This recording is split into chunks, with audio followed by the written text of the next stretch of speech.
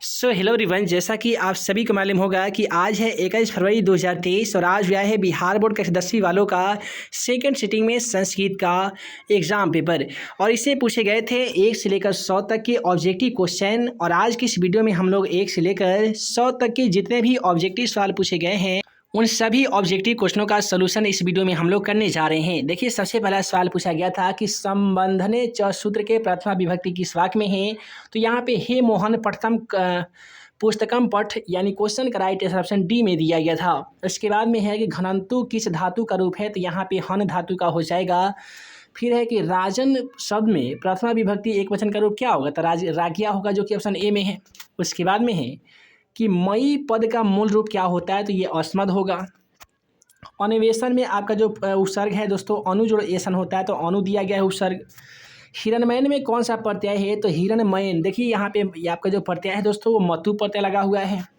करवण का प्रत्यय कौन सा बनेगा। तो सानस से प्रत्यय होगा। 8 नंबर क्वेश्चन में पूछा गया है कि नम प्लस कत से कौन सा शब्द बनेगा। तो नमकतम बनेगा। उसके बाद में अगला सवाल में पूछा गया है कि गय प्लस धातु के लिट लकार का उत्तम पुरुष एक वचन में क्या हो जाएगा। तो गमिष्यामि हो जाएगा। उसके बाद में अगला सवाल क्वेश्चन 10 से पूछा गया था कि बंधु प्लस तर से कौन सा पद बनेगा। तो बंधुता बनेगा। मही शब्द का अर्थ क्या होता है। तो मही मतलब होता है दोस्तों महान। तो यहाँ पे आग दिया, पानी, पृथ्वी और आकाश। तो राइट आंसर क्या होगा, आकाश होगा। उसके बाद में है कि मति शब्द का तृतीय विभक्ति बहुवचन का रूप क्या होगा। तो यहाँ पे मतीम हो जाएगा। उसके बाद में है कि पाटलिपुत्र पटना के नाम से कब प्रसिद्ध हुआ। तो भगवान बुद्ध के काल से प्रसिद्ध हो गया था। पटना किस शब्द से निर्मित है, यानी पटना जो है वो किस शब्द से बना है। तो पतन शब्द से बना है। राइट आंसर ऑप्शन ए में दिया गया था। उसके बाद में गुरु गोविंद सिंह का जन्म स्थान कहाँ पे है। तो आप सभी को मालूम है पटना में है। किस नाम से प्रसिद्ध है। तो गुरुद्वारा नाम से प्रसिद्ध है। चलिए अगला सवाल क्वेश्चन 16 को देखते हैं। क्वेश्चन 16 में पूछा गया था कि पसेयु की कौन सी धातु है। तो यहाँ पे द्रक्ष धातु होगा। क्री प्लस तुमुन से कौन सा शब्द बनेगा। तो यहाँ पे कृत्रिम बनेगा, जो कि ऑप्शन बी में दिया गया था। उसके बाद में ठग प्रत्यांत पद क्या हो जाएगा। तो यहाँ पे विद्वान होगा। उसके बाद में गायिका में कौन सा स्त्री प्रत्यय है। तो यहाँ पे गायिका में आपका डी प्रत्यय होगा, जो कि ऑप्शन यहाँ पे डी में दिया गया है। नैति पद का धातु रूप क्या होगा। तो नी होगा। उसके बाद में है सतत प्रियवादी लोग कौन सा होती हैं। तो सभी जगह वो सुलभ होते हैं। राइट आंसर सी में दिया गया था। पहले शिष्य वेदारंभ कहाँ पे करते थे। तो गुरुगृह में यानी गुरुकुल में करते थे। भारतीय जीवन दर्शन का महत्वपूर्ण उदाहरण क्या है। तो ये संस्कार होता है। अगला सवाल सीमंतोन्नयन संस्कार का प्रयोजन क्या है। तो गर्भाधारण होता है। उसके बाद में है कि वयम वेदम पठामः, यहाँ पे राइट आंसर क्या होगा। तो अहम वेदम पठामी होगा। उसके बाद है गांधी दर्शन से प्रभावित रचना कौन सी है।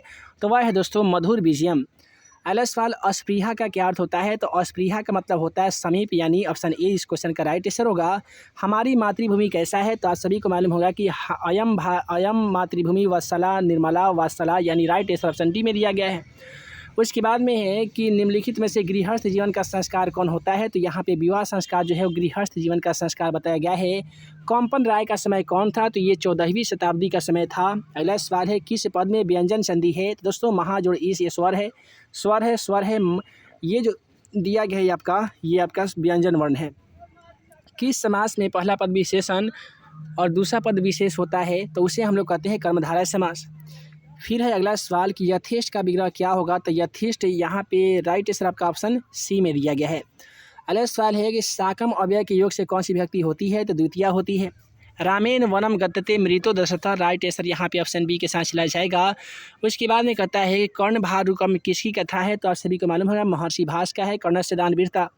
उसके बाद है कि वारण पद का क्या अर्थ होता है। वारण का मतलब होता है दोस्तों गाय।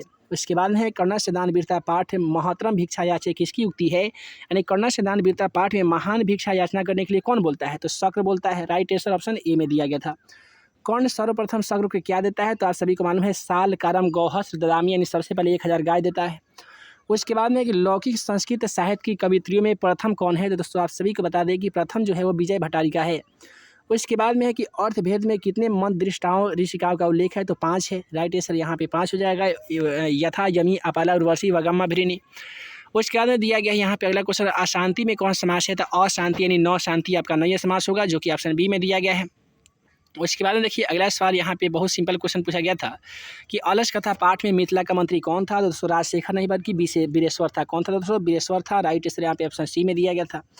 उसके बाद में नियोगी पुरुष को आलसियों में कौन से लोग हटा कर चुन के रखे थे, तो यहाँ पे क्या होगा, किम होगा। अगले सवाल ये पूछा गया था कि किस संधि में स्वर वर्ण के मेल से विकार उत्पन्न होता है, उसे हम लोग क्या कहते हैं, स्वर संधि कहते हैं। उसके बाद में पूछा गया है कि वेदांत दर्शन के प्रवर्तक कौन थे, तो इसका जो सही जवाब होगा ना जी, वो कपिल हो जाएगा। अशांति के निवारण का उपाय किस पाठ में बताया गया है, तो विश्व शांति पाठ में बताया गया है ना जी। उसके बाद में है अवैरेन करुणा मैत्रेयी भाव च डॉट शांति भवती, तो यहाँ पे राइट आंसर जो हो जाएगा वायरस से हो जाएगा, जो कि ऑप्शन सी में है। किससे असहिष्णुता की जन्म मिलती है, तो ये अशांति को मिलती है। किससे शांति होती है, तो आप सभी को मालूम होगा कि परोपकार करने से शांति मिलती है। तथा प्लस एवं से क्या बनेगा, तो दोस्तों तथैव बनेगा।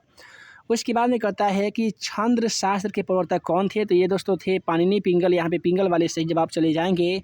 डी प्रत्यय से क्या बनेगा, तो श्रीमती बनेगा। दीर्घ प्लस तम से क्या बनेगा, तो दीर्घतम बनेगा। उसके बाद में आर्यभट्टियम की रचना किसने किया है, तो आप सभी को मालूम होगा कि आर्यभट्ट ने किया है।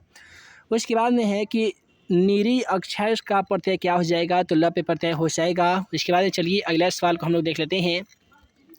अगला सवाल कहता है कि व्याघ्रपति कथा में दानार्धिकम चरतु भगवान किसका कथन है, तो ये बा का है दोस्तों। राइट आंसर बी के साथ चला जाएगा। हितोपदेश कैसा ग्रंथ है, तो ये दोस्तों है व्यंग्य कथा ग्रंथ। उसके बाद है लोभ के दुष्परिणाम का वर्णन किस पाठ में है, तो व्याघ्रपति कथा में है, जिसमें लोभ लालच में पढ़कर बाघ के द्वारा पति की हत्या हो जाती है। अगला सवाल है कि मूर्खतम में कौन सा तद्धित प्रत्यय है, तो यहाँ पे अत्व हो जाएगा, जो कि ऑप्शन बी में है।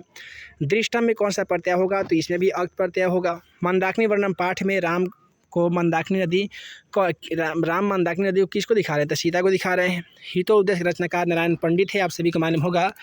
उसके बाद में यहाँ पे देख लीजिए अगला जो क्वेश्चन है यहाँ पे कि प्रशासन ने भीखन टोला के कोसों दूर दूरी पर क्या स्थापित किया, तो यहाँ पे प्रारंभिक विद्यालय स्थापित किया। कलाधौरत्व संयोगे द्वितीय सूत्र का उदाहरण क्या होगा, तो यहाँ पे हो जाएगा ऋषियम वर्णम अनुशासन उन्नति। तो आगे आने वाली पार्ट में हम तमाम क्वेश्चनों का सलूशन करेंगे जो कि आपके एग्जाम पेपर में पूछे गए हैं। उस वीडियो को देखना चाहते हैं तो वीडियो को लाइक कीजिए, चैनल पर नए होंगे तो चैनल को सब्सक्राइब कीजिए। मिलते हैं एक नए वीडियो में नए इंपोर्टेंट वीडियो क्वेश्चन पेपर के साथ। तब तक के लिए आप सभी को वीडियो देखने के लिए बहुत बहुत धन्यवाद।